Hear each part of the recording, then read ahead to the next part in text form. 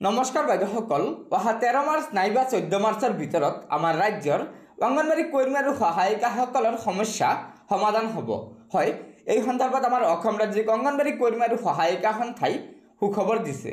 গতিকে বাইদেউসকল, বলক আমি এই ভিডিঅ'টোৰ জৰিয়তে অসম ৰাজ্যিক অংগনবাড়ী কৰ্মী আৰু সহায়িকা সন্থাৰ সেই বৃহৎ মন্তব্যটো শুনি লওঁ। তাৰ আগতে আপোনালোকক এটা অনুগ্ৰহ কৰি লগৰ বান্ধৱীসকলক এই ভিডিঅ'টো শ্বেয়াৰ কৰি আজিৰ এই গুৰুত্বপূৰ্ণ খবৰটো জনাই দিব। আৰু নতুনকৈ অহা বাইদেউসকলে পৰৱৰ্তী সময়ত ৰাজ্যৰ অংগনবাড়ী কৰ্মী আৰু সহায়িকাসকলৰ বিভিন্ন খবৰসমূহ পোনপ্ৰথমে পাবলৈ অনুগ্ৰহ কৰি আমাৰ এই চেনেলটো ছাবস্ক্ৰাইব কৰি ল'ব। গতিকে বলক আমি আগবাঢ়ি যাওঁ। আমি অসম ৰাজ্যিক অংগনবাড়ী কৰ্মী সহায়িকাই যি 26 তাৰিখৰ পৰা এই আন্দোলনত বহিছোঁ। বহি আমাৰ ছোৱালীৰ ধৈৰ্যৰ বান্ধ ছিগি গৈছে। ছিগি গৈ যোৱাকালি 11 তাৰিখে যিটো পৰিস্থিতি হৈ গ'ল, আমাৰ ছোৱালী ধৈৰ্যৰ বান্ধ ছিগি ৰাজপথত নামি গ'ল, 6 মাইল পৰ্যন্ত ওলাই গ'ল আৰু 6 মাইলত গৈ আমাক বাধা প্ৰদান কৰিলে। প্ৰশাসনৰ পৰা বাধা প্ৰদান কৰাত আমাৰ তাতে ৰাস্তাত বহি গ'ল আমাৰ ছোৱালীসকল আৰু বান্ধৱীসকলক আমি চম্ভালিব নোৱাৰা হৈ গৈছোঁ। কাৰণ ইমানেই ধৈৰ্য পৰীক্ষা হৈছে, ইমান ধৈৰ্য পৰীক্ষা হ'বলগীয়া হৈছে, আমাৰ ছোৱালীজনীৰ ধৈৰ্যৰ বান্ধ ছিগি গৈছে। যিয়েই নহওক, কালি সেই আমাৰ ফলশ্ৰুতিত আমাৰ সঞ্চালক মহোদয় আহিছিলে।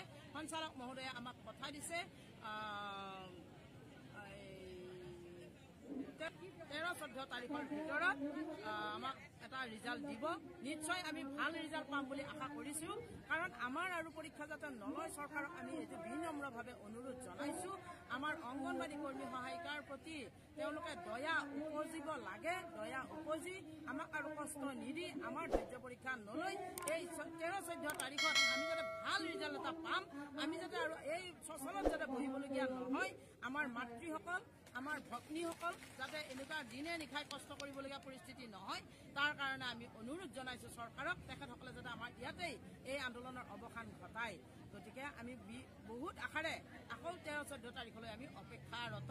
গতিকে যদি আকৌ এই 13-14 তাৰিখেও যদি আমি ভাল এটা সুফল নাপাওঁ, ভাল আলোচনা নাপাওঁ, তেতিয়াহ'লে কিন্তু আমাৰ কেনেকুৱা ধৰণৰ ৰূপ ল'ব আমাৰ বান্ধৱীসকলে, এইটো কিন্তু আমি কোৱা টান হৈ পৰিব।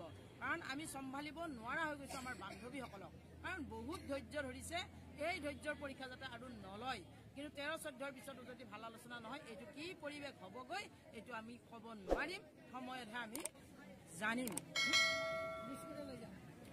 এইবাৰ আমাৰ 6 মাইলত নাথাকিম, চচলত নাথাকিম। এইবাৰ আমি ডাইৰেক্ট আমি দিছপুৰত বহিম আৰু দিছপুৰতে হয়তো আমাৰ দিনে নিশাই।